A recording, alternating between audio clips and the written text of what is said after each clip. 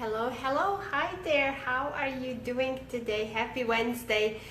This is Anna Stropnik coming to you live from Fort Lauderdale. Let's see who do we have coming on live, or if you're watching replay, type in where you're watching this from and type in replay. I would love to know who is on.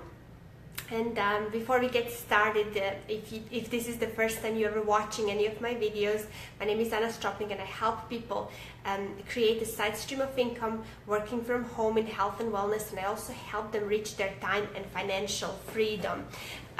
So let's get started. Now, my question for you today is, would you like to know the ways on how to turn the most negative people into your best prospects? So if this is something that you find interesting, that you would like to get some ideas and just like a different approach on how this can work, stay tuned. It's going to be really cool.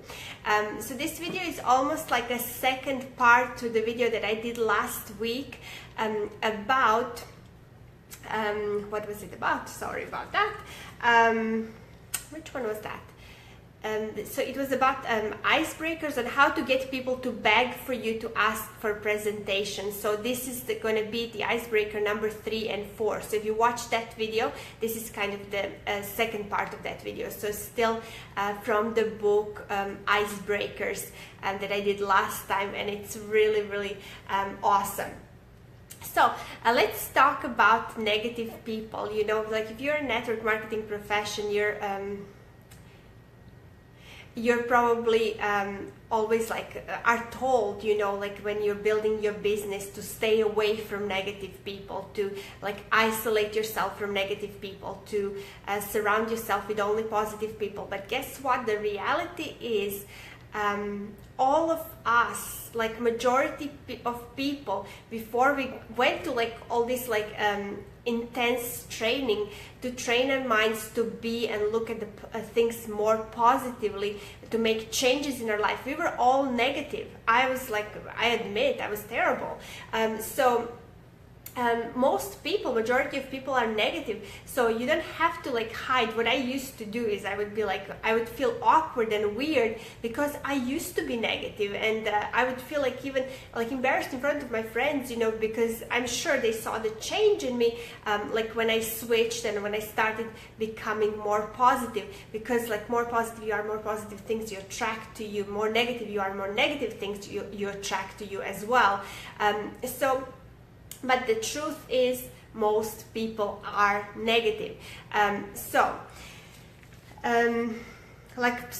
Who is like these negative people? Like some vampire bosses that we have, you know. Then like what about when we are driving in traffic, you know, like how many negative people, like how many of you get negative, you know, when you're when you get stuck in traffic and when somebody's like not using a turn signal and all of that. Come on, be honest. You know, we all tend to like get upset and be negative over things like this.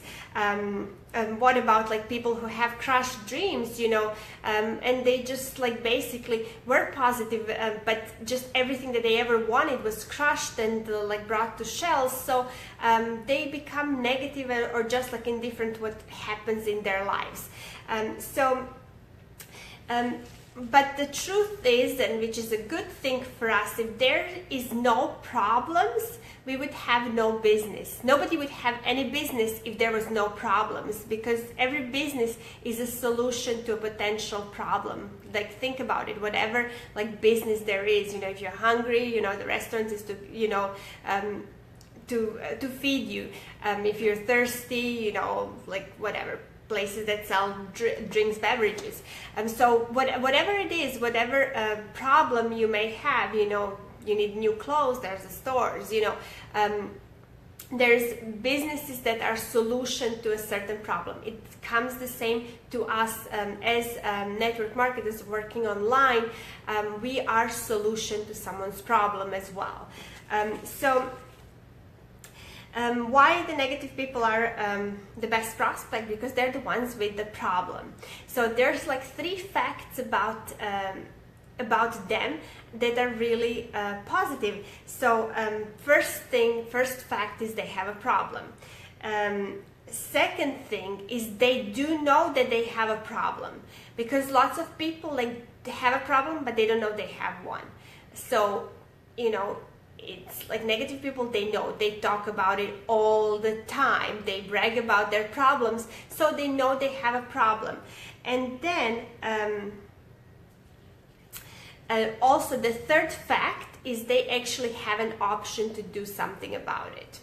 So we'll go into icebreaker number 3, and if you watched my video about how people will beg you to ask for your presentation, I was talking about icebreakers 1 and 2. Now we're going to get into the icebreaker number 3.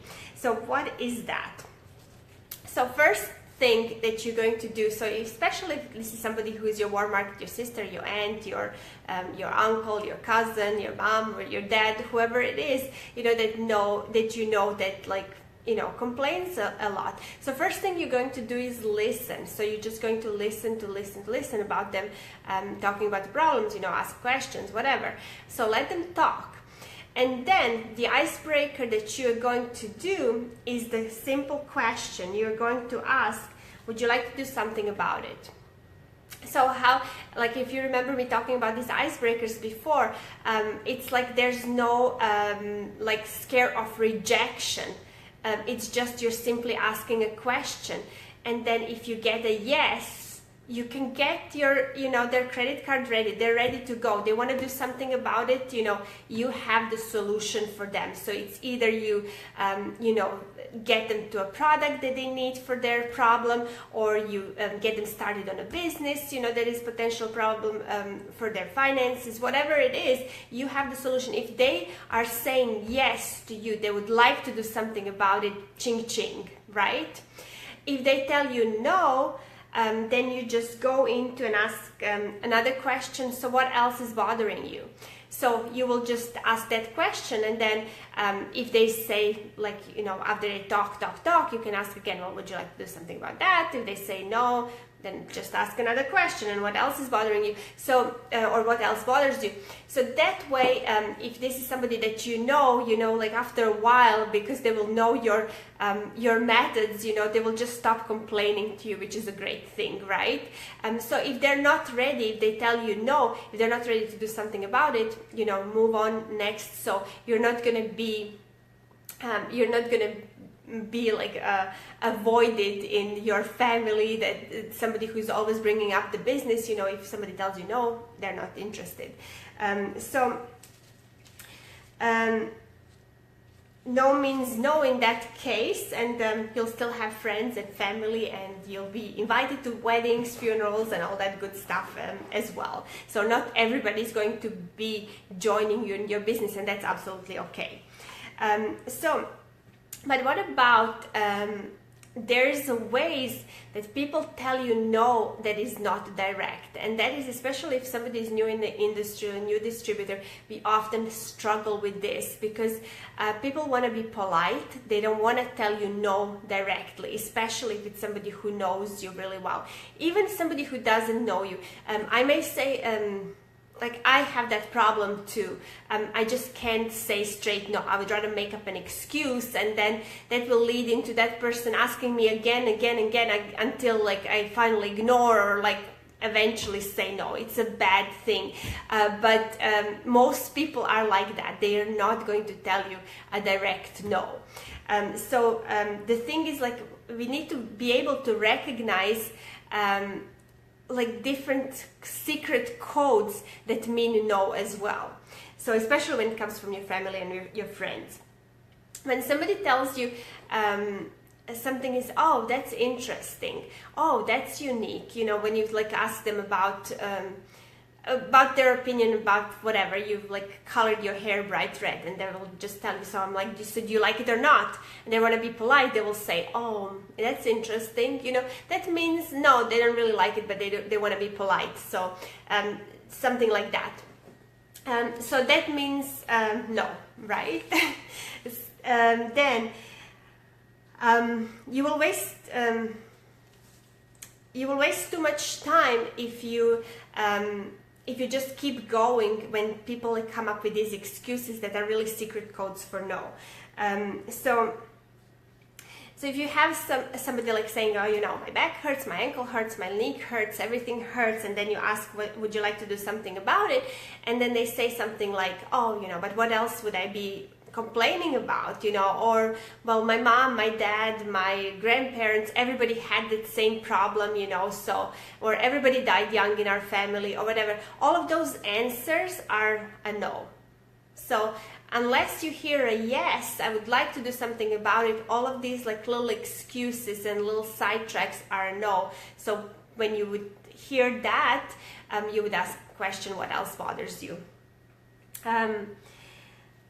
Like, for example, they can tell you, I can't swallow pills or liquids, or I'm allergic to everything.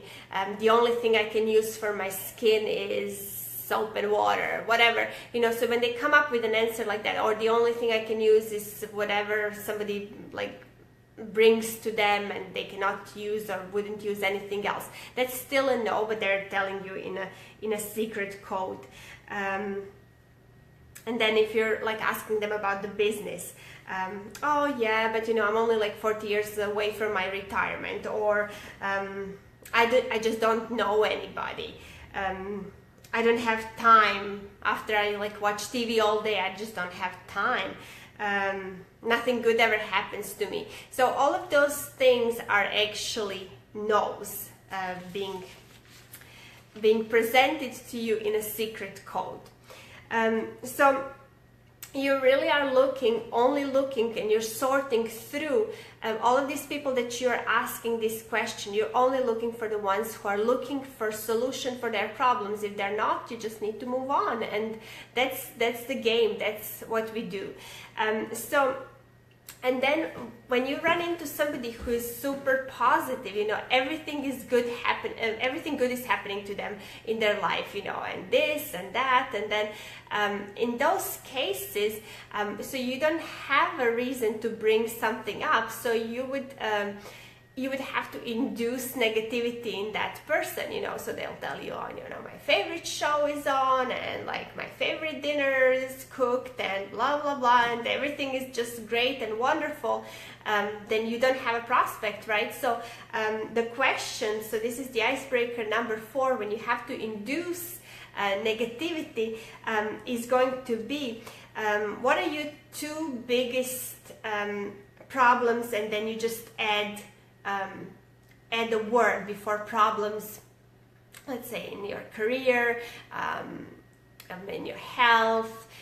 So just ask a question like that, and then, you know, when you get the answer, like if I'm sure everybody has problems, it's just very well hidden, so you have to kind of dig for it. So they will actually you will ask that question to induce negativity. So you will ask, what are your 2 biggest, whatever, career problems? What are your 2 biggest, health and wellness problems? What are your biggest, problems with your family? Whatever it is, you know, you can ask a question and just kind of dig in there, and then when you actually get them talking, you just listen. And the same thing, like in the icebreaker number 3, you will ask the question, would you like to do something about it? And then you listen for yes, or a secret no, or a definite no, and you move on from there. If you get a no or a secret no, you just ask another question, and what else bothers you. So hope this was helpful. I really like this, and I listened to this book few months ago, and I'm listening to it again. It's just because you learn new things, you learn new skills, but you often forget them because something else occupies your mind. So it's always good to kind of refresh your memory.